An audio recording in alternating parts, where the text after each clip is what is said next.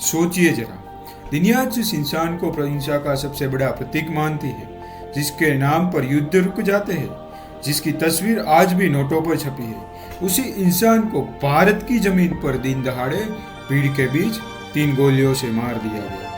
हत्यारा कोई विदेशी नहीं था, कोई अंग्रेज नहीं था, वह भी इसी मिट्टी में पला था, वह भी खुद को देशभक्त मानता था। उसका नाम था नाथूराम विनायक गोडसे। लेकिन सवाल सिर्फ किसने मारा नहीं है, सवाल है क्यों मारा, नफरत में या विचार में, और क्या यहाँ टकराव सिर्फ 2 लोगों का था या 2 सोचों का था। आज हम जानेंगे एक ऐसी कहानी जो गोली से नहीं, विचारों की टकराहट से शुरू हुई थी। महात्मा गांधी सिर्फ एक व्यक्ति नहीं थे, वह एक सोच थे, एक रास्ता थे, अहिंसा, सत्य और नैतिक साहस थे। जब दुनिया हथियार उठा रही थी, गांधी जी ने कहा, हिंसा ताकत नहीं, कमजोरी है।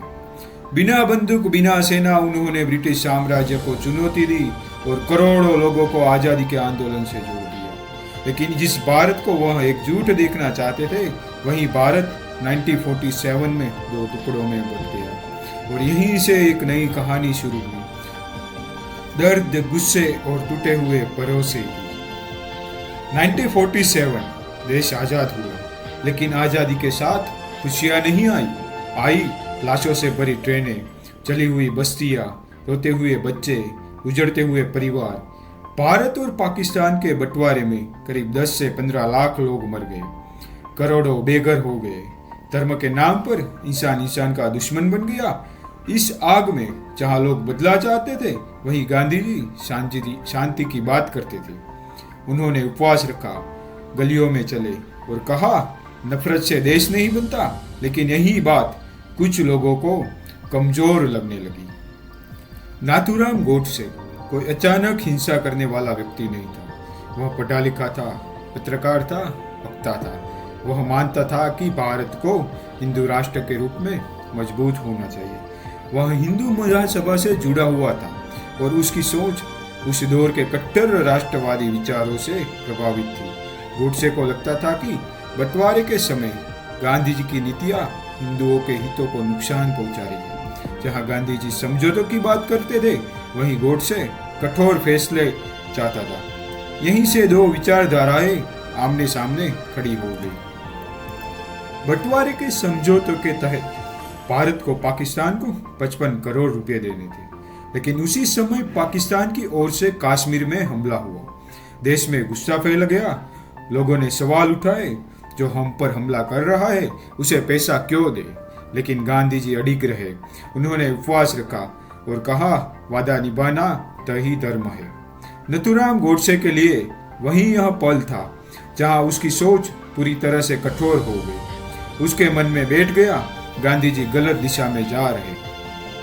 गोडसे अकेले नहीं थे, नारायण आप्टे और कुछ अन्य लोग उसके साथ थे। गांधी जी की दिनचर्या, प्रार्थना सभा, चलने का समय, सब पर नजर रखी जा रही थी। एक बार बस बम से हमला भी हुआ, लेकिन वह नाकाम रहा। अब कोई चूक नहीं चाहिए थी। तारीख तय हुई, 13 जनवरी 1948, स्थान बिड़ला हाउस, दिल्ली।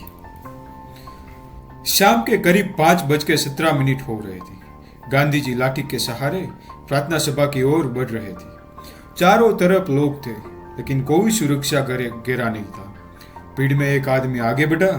उसने झुककर गांधी जी को प्रणाम किया और अगले ही पल 3 गोलियां, हे राम, बस यही शब्द, और महात्मा गांधी जमीन पर गिर पड़े।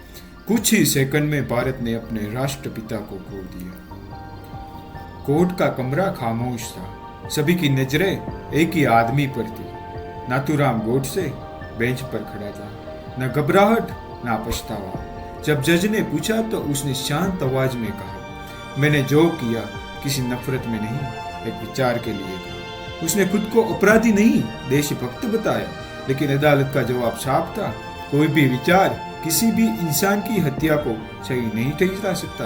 और उसी पल कानून ने इतिहास का फैसला सुना दिया। 15 नवंबर 1949 नाथूराम गोडसे और नारायण आष्टे को फांसी दे दी गई। कहानी खत्म हुई, लेकिन सवाल नहीं। गांधी जी मारे गए, लेकिन उनका विचार जिंदा रहा। गोडसे इतिहास में दर्ज हुआ, लेकिन एक हत्यारे के रूप में। यह कहानी हिंसा और अहिंसा की है, गुस्से और धैर्य की है, और उस पल की है जब विचारों का टकराव गोलियों में बदल गया। अगर यह वीडियो आपको जानकारी पूर्वक लगा हो तो कृपया लाइक करें, चैनल को सब्सक्राइब करें और कमेंट में बताएं अगली कहानी किस इतिहास के पन्ने से। जय हिंद।